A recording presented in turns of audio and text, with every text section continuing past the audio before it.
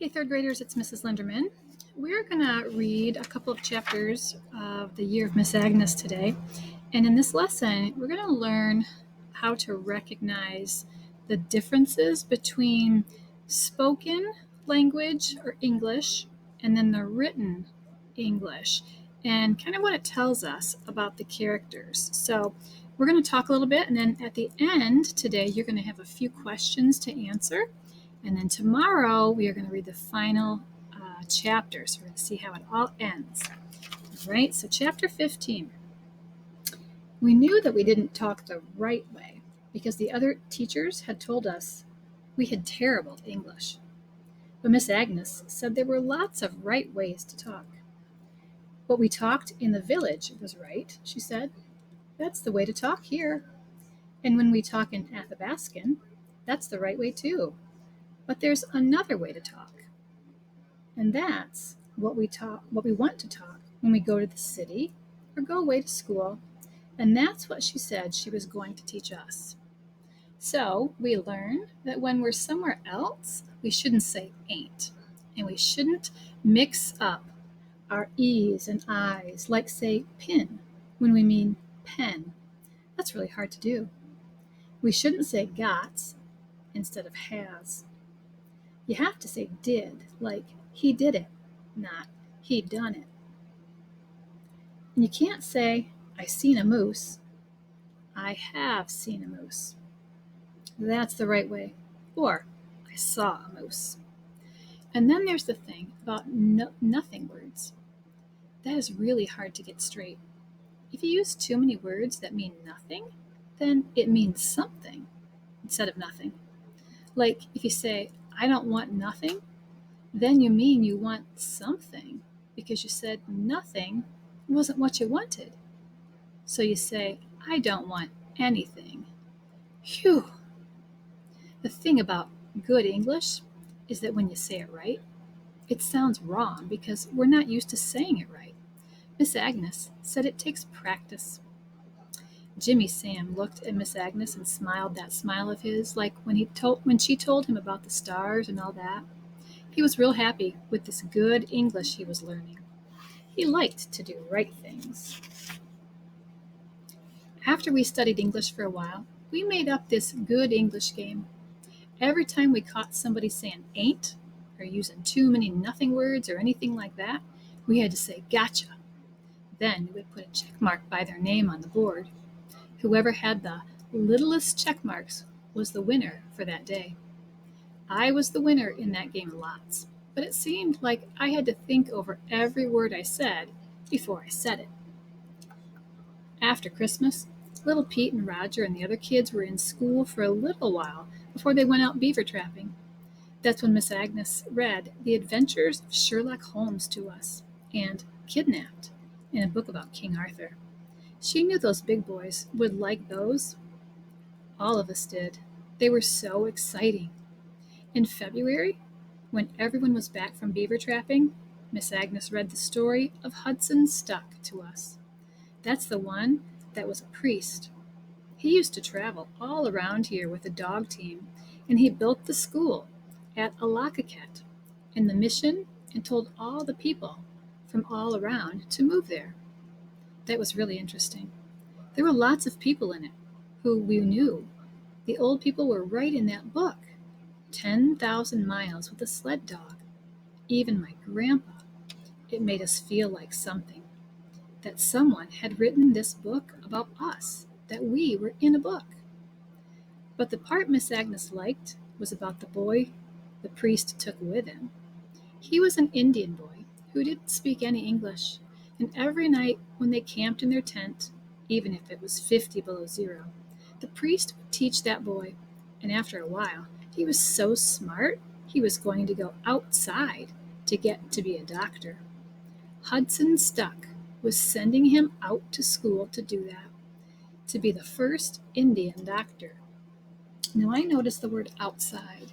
He was going to go outside. That means outside of their village, not outside just right, not in a house, but he's actually leaving kind of their little community so that he can go to school to be a doctor. But the boy was in a boat that hit an iceberg, and he and his new wife died in that cold water. So he never became a doctor. Before Miss Agnes came, we didn't know people like us could learn that much and could be a doctor. It was in my head then that I could do something really big. I didn't want to have babies like Marie and marry some boy. Maybe he'd get mean sometimes, or have another girlfriend like Martha's husband. I wouldn't like that. I could make my own money. Sally Oldman went to Tanana when she was 16 and she worked there, helping the doctors. She didn't want no bunch of kids either. Any. Chapter 16. By spring, we could all read pretty good and write stories and tell the names of the places on the whole map.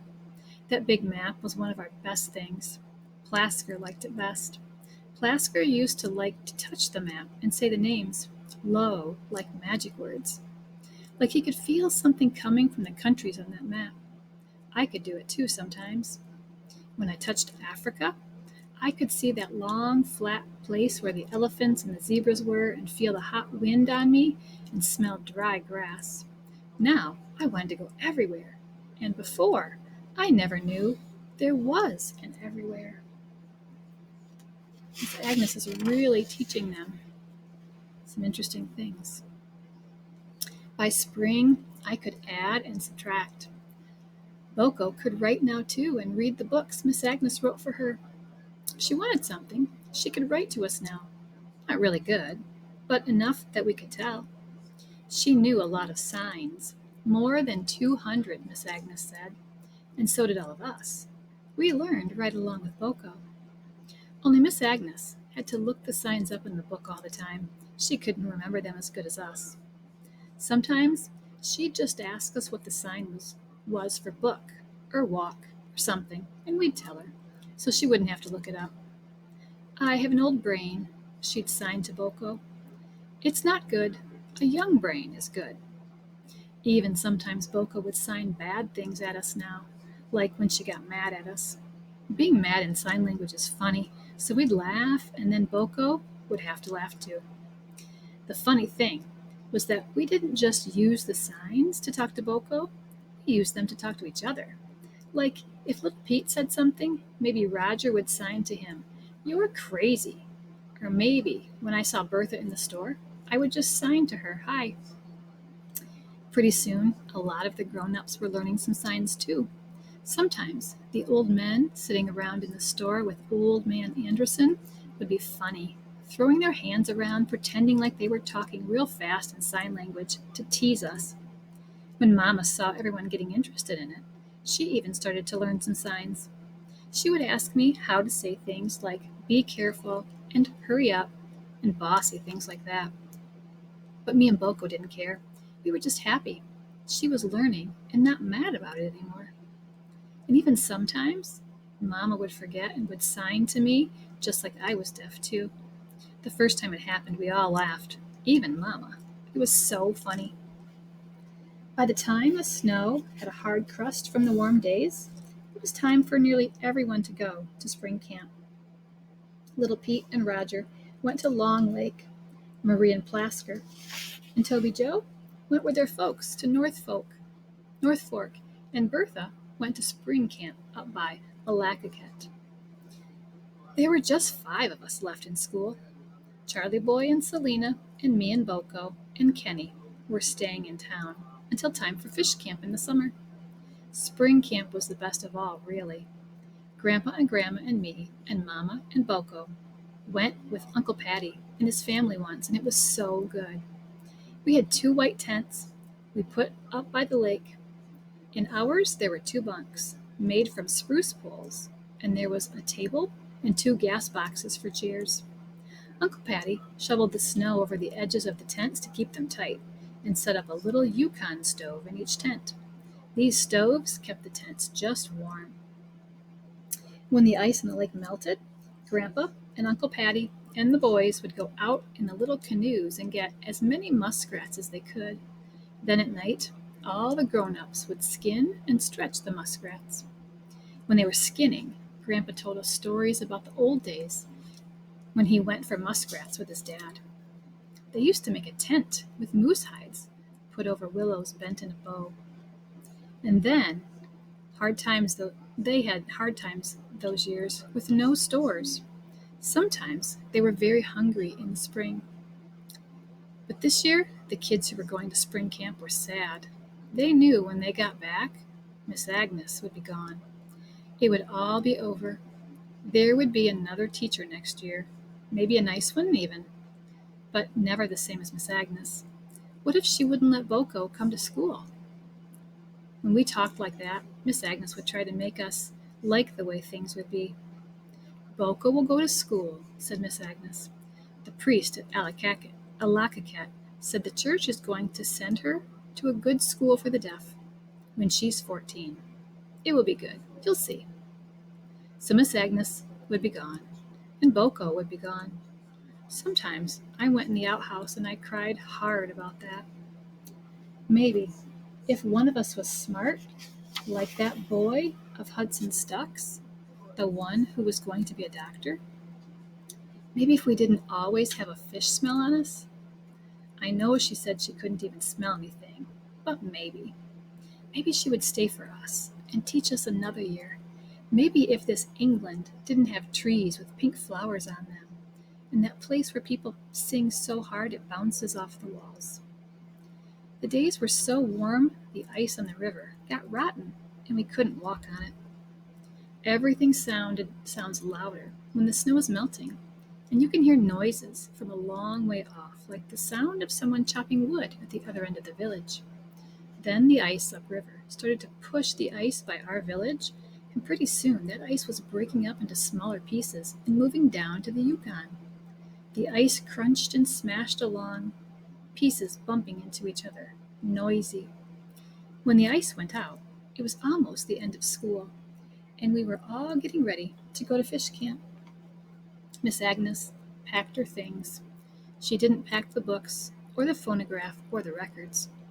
I leave these for you, she said, for next year. You tell the new teacher where the old books are. She'll likely want to use them. She started to take the map and the pictures off the wall, but when she turned around, we were just staring at her. It seemed like we'd die if she took those things down. So she looked at us and then dusted her hands together the way she always did when she was making up her mind. She didn't take anything off the walls. We'll leave it just this way, she said. I helped her some after everyone else had said goodbye and gone. When she had everything packed, she said to me, "This teapot is for you. Remember the first day I came, when you and Bertha had tea with me? This is to remember me by." "Miss Agnes," I said, "I don't need nothing to remember you by." "Anything," I said, before she could correct me. "I will always remember you." "Yes," she said, "being a teacher is like that. No one ever forgets their teachers." "What will you do when you get back to England?" I asked. "The first thing is, I'll get into the subway and ride to Paddington Station," she smiled, "and then the train to Cambridge. And then I'll find a little house, and I'll live in it, and I'll go to King's Chapel and have tea in a pub." Her face was sad, and happy too. I didn't want to look at her face anymore because I was going to cry, the kind of crying that makes your nose run and your throat ache. "I have to go," I said. "Mama's waiting for me." "Yes," she said.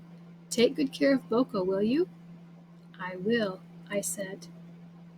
So at the beginning of chapter 15, we learned a little bit, and it was a little confusing, about the way that they talk, right? The proper way, right? Where you would talk in school or in the city, but also the ways that they talked in their village, right? If they talked in Athabascan, or they used sign language. So there's lots of different ways for people to talk. Sometimes we call it slang. You might have heard that phrase before, right? But Miss Agnes kind of assured them that there were different places to talk different ways, right? Their village is important to them, and she doesn't want them to lose what they have, but she also wants them to understand that there's more outside, right? More outside of their village. So tomorrow we will get to hear the very last chapter in this book before we start a new adventure next week. Okay, remember, if you need to go back to the video to watch to answer some questions, you're always welcome to do that.